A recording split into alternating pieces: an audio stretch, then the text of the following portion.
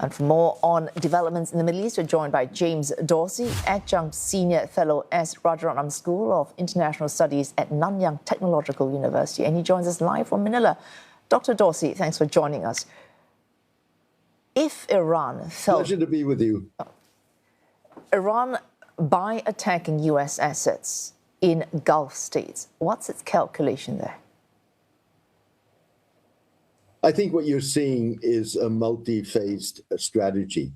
So the initial attacks were designed to essentially message the Gulf states that if they think that U.S. military facilities on their soil is a deterrence, they may want to rethink that. In fact, U.S. military facilities on their soil is a liability. What we're seeing today with the expansion of the attacks on critical energy facilities in Qatar and Saudi Arabia, now with the closing down of Qatari production of liquid natural gas and associated products, the message being this is not only going to affect your lifelines of the Gulf states, it's going to affect the lifelines or significantly the economies of major players, including the United States. And therefore, in that way, increasing the pressure on the United States to end the hostilities and return to a negotiating table on equitable terms.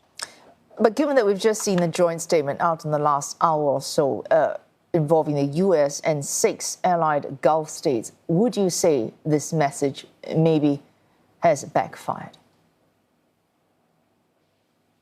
The Gulf states are in a bind, in the sense that they're being attacked, they need to respond, but there is no real good response. You saw the Gulf states' foreign ministers last night issue a statement in which for the first time they kept open the option of a military response.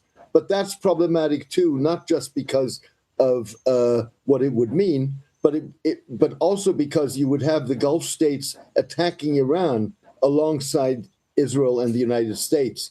And that's something, that's an image that the Gulf states certainly do not want. From Iran's side, the U.S. president wanting, his general preference is for short, targeted clinical strikes with very little pickup after that. But he's now warning that this could extend into weeks. In fact, that could be, some might say that's an optimistic reading. What do you think we would need to see for Iran to make the sorts of concessions Mr. Trump would want to end this strike on Iran? I think there are two issues here. In my mind, Trump has boxed himself into a corner. Ironically, he yesterday had an opportunity to get out of this quagmire.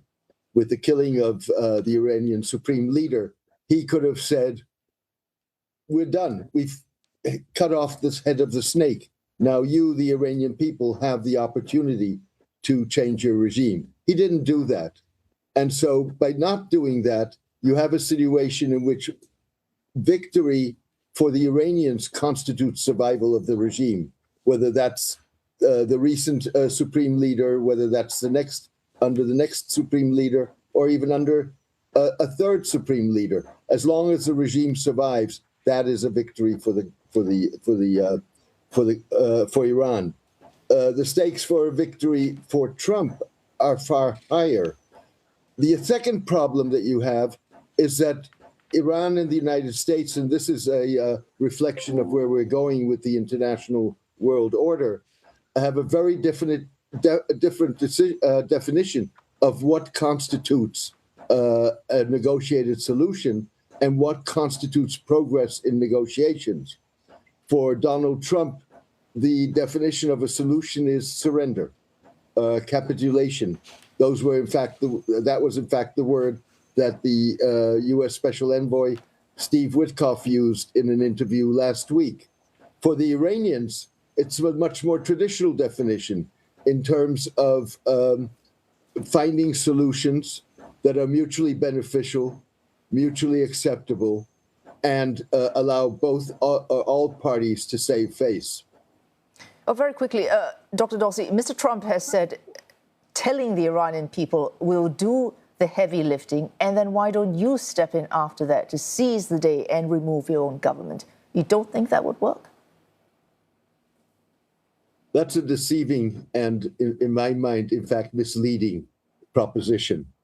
If you go back to the 1979 revolution and you go all through popular revolts since then, Philippines 1986, Indonesia 1998, 2011 Arab popular protests, what mass protests do is set the stage for cracks within the political elite or within the military and security establishment.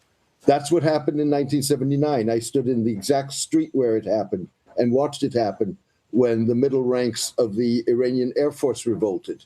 And you therefore had a split in the armed forces, and there were elements of the Navy who chipped in. You're not seeing that in Iran today, not in the political elite, not in the military and security elite, including the Islamic Revolutionary Guard Corps. That's not to say that there are not differences within those entities, but those are not differences at this point which are going to break them apart, which would enable the protests to lead to a transition.